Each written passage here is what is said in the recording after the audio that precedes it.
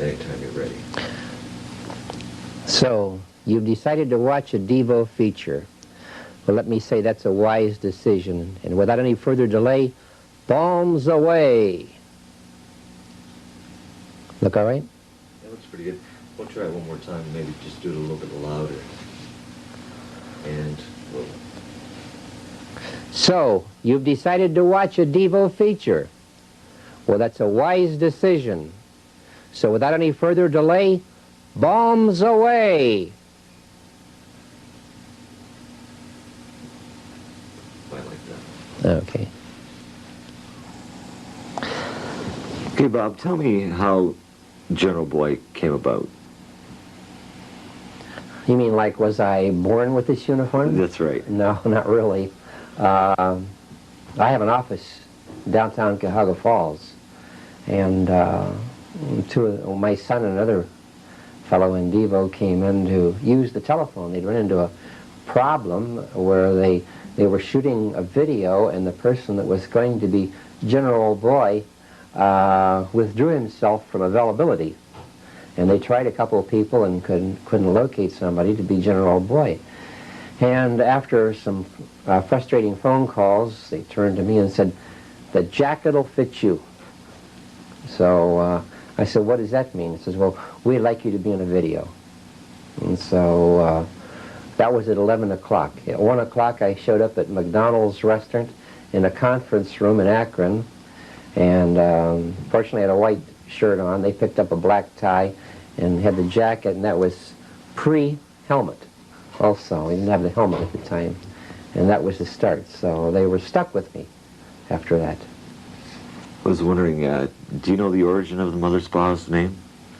Mothersbaugh it's German, and according to my friends that speak German, it means Mothersbaugh, and it was anglicized from Mothersbaugh, and Mothersbaugh means the maiden bough of a tree.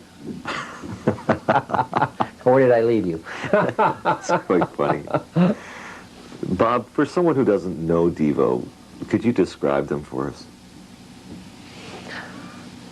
Well, I would say they're a group of super talented young fellows who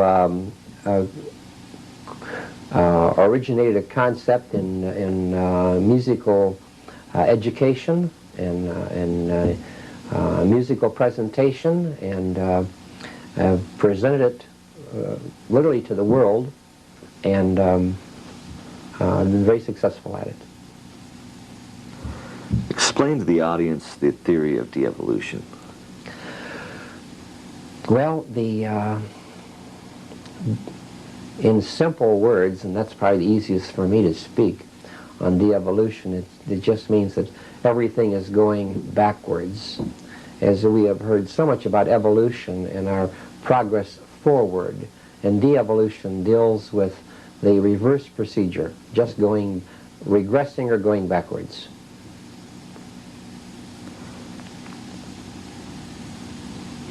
I guess you're the main source of creative DNA. Did you ever think that DEVO would go as far as they have?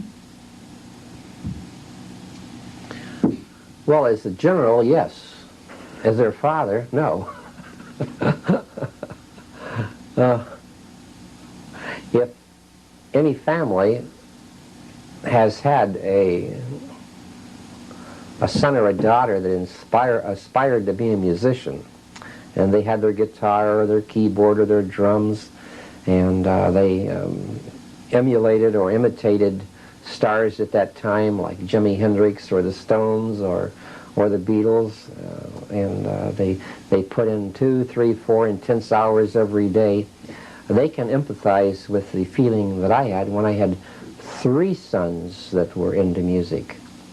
One on keyboard, one on guitar, and one on drums. And 3 sons into rock and roll. And when it's on the other side of town and it's somebody else's sons, you really don't care much about it, and probably don't care much for the music. But when it's your own sons and they're attempting to do something, as long as they're not hurting anybody and they're not hurting themselves, and it's clean and it's honest, yes, I was 101% supportive of them. And I'm sure that parents that have had sons or daughters in their homes that have had the same aspirations can share that feeling. So you say, well, the brass string is really hard to get a hold of. The brass string, because it depends on so much more than just talent. Timing is important, and the uniqueness of what the band's trying to do. And I didn't think all the combinations would fall together, but they did. And so I was pleased. What was it like, I mean, with you coming from an engineering background, tell me what you thought of some of the things that Jim was putting together to make his drum sounds back in the early days, and the types of things that they were creating to make musical sounds with. Well, because it was my sons, I was interested, and I certainly was supportive. By their accomplishments, I was impressed. I know that he created in this area what was probably the first synthesized drum setup. And I heard that he had went to Midas Muffler and bought tailpipes. And then he took the tailpipes to a shop that chrome-plated metals. And he had these chrome-plated, welded into the form of a rack and chrome-plated. And there he put the necessary pickups in a manner that they could be used by drum, and all of a sudden he had a synthesized drum set, and I thought it was rather ingenious because it hadn't hit the market yet. None of the drum people had marketed one. A year or two later, they were starting to hit the market. Of course, they must have played in the basement quite a few times. You have fond memories of that? In the basement, yes, they played in the basement. They played out in the barn. They like to call it a stables, but they played out in the barn, and we had to stop that because when the one end of the barn was open, and it was like a megaphone, and almost a mile away, people had complained about this noise just bursting their eardrums. So, yes, they played in the barn, they played out in the yard, and they played in a building down on Front Street, a vacant building. But we endured it. We didn't understand the music, but we endured the sound. Sometimes we would isolate ourselves, clear up in the bedroom with the Sunday papers, and because every Sunday was practice time with them. Mark was attending Kent State during that day back in May of 1970. What are your memories of that? You mean the deaths? Well, of course, we had Mark and Bob were both attending Kent. And our first, when we heard of the shooting and the deaths, our first reactions were, are our boys safe? And Mark came home and we asked him to tell us what had happened, and he knew very little about what had happened on the campus because he was off in a corner in artwork and kind of away from the focus of things. The other boy knew quite a bit about what had happened, yes.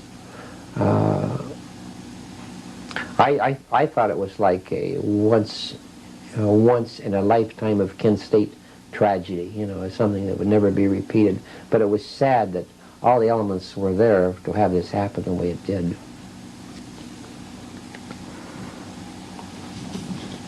Come on in. No, I'll just leave this here. Okay.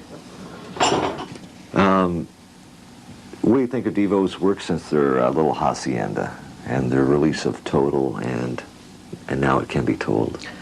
I think they've put some originality and creativity back into their work again. I have a feeling that just before that they'd started to become a little bit mechanized in their efforts, and they realized that the pulse was speaking out there and saying, we want to hear new music, but we want to hear it in the same vein that you were creating music originally. And so I think they've recaptured their old sound, their old techniques. They recaptured them, and they have them working. You were recently at the last tour when it came into Columbus. Describe what it was like to go to the show. Well, they chose, on this tour, they chose small places to play, clubs. Now, the ticket price went up because of this, but the numbers were like 1,500, 2,000 at the most. And they wanted this, they wanted the atmosphere of a small club. They didn't use the props that they have used in past concerts. It was really like a stand-up type presentation. They got a wonderful electric charge in the hall immediately, with everybody packed in there and just waiting. And then they came on with their trademark number, Jocko Homo, and played it in like a 4/4 time, and playing it slow with guitars and having their hair kind of pasted back with a little country flavor to it, just absolutely bowled over the entire audience. And from there on, why, everybody was just ecstatic about all the music they presented. I heard your mother-in-law was at the show. Yes, she was. She was. She's been at several concerts. She's the grandmother of DEVO, she likes to say. 89. Speaking of grandmothers, your grandfather yourself, your granddaughter Alex Mothersbaugh has made quite the transition through the DEVO period, appearing in the videos, and she now is a member of a new group called the Visiting Kids. What do you think of her musical involvement with that? I think it's interesting. She has got a singing talent. She's got an acting talent. She's very comfortable on the stage, and she's among friends in this group. The adults that are involved and the children involved are all friends. Some are relatives. For example, her dad does some guitar work for them. So she's in good hands. And as far as a career is concerned, there are some possibilities. They are doing some recordings right now for one of the major record companies.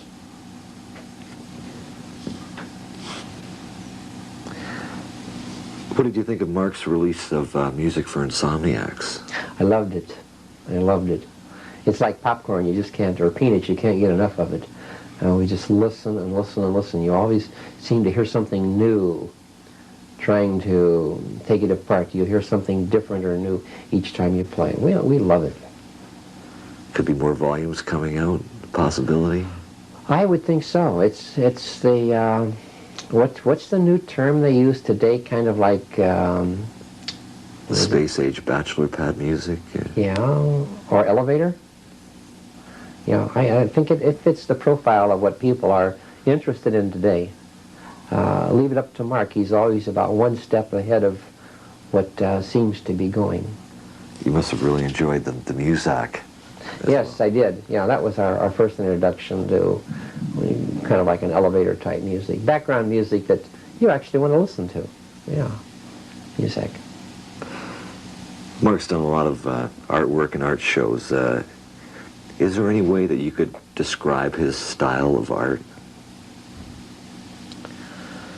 Yeah, I could say he's a genius, and I probably could get away with saying that because he does something in art that very few artists can do. He can create. You give him a subject and give him a little guideline, and before you know it, he's done a project based on just what you had floating through your mind. He's just absolutely incredible. And he's had this talent, this creative, artistic talent since early grade school days. It's not something newfound. And he did major in college in commercial art and honed his skills beautifully at Kent State. You must be very proud of him. Yes, I am, because my dad said to me about work, he said that and if most people could do what they wanted to do, they wouldn't be doing what they're doing now to earn a living. But he says somewhere they've gotten on the wrong track. And I know that in my case I had 5 children, and before I got involved in doing just what I wanted to do, I had to think about earning a living. So when I went into engineering, it was as a matter of support and maybe even survival. But I tried to indoctrinate into my 5 children the concept of doing what you want to do, doing it good, and with guidelines, where it was something that wouldn't hurt anybody, wouldn't hurt yourself, and was fair. But do it and give it plenty of gusto. And the first 2 boys have done it with music. Mark has added art to it. The 3rd boy was deep into the drums and backed out because he didn't really feel that music was his life.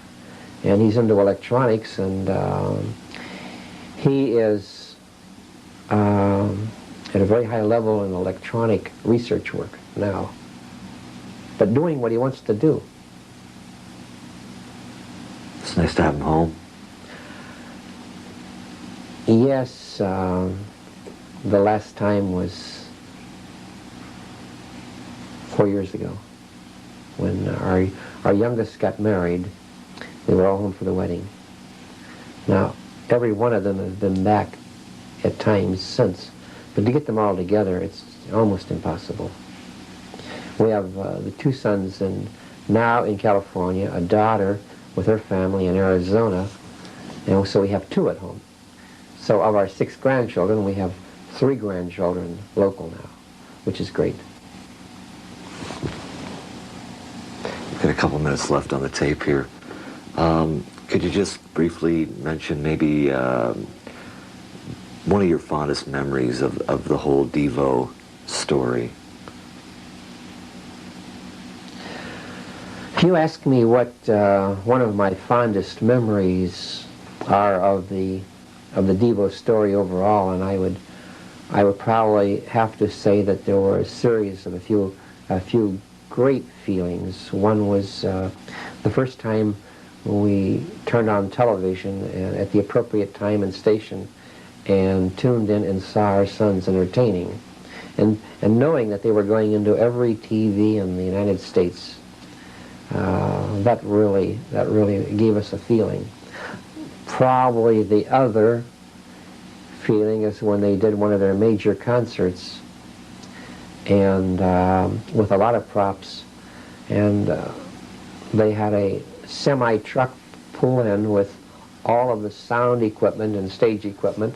They had a Greyhound bus pull in that housed all of the people that worked behind the scenes, and then they flew into town and made their setup and put on what we think was a spectacular concert. So great that we saw it in 3 other cities, just following them. And that was really a proud feeling, knowing that they did something that they really wanted to do. Thanks very much, Bob, for the chance to do this interview. You're quite welcome.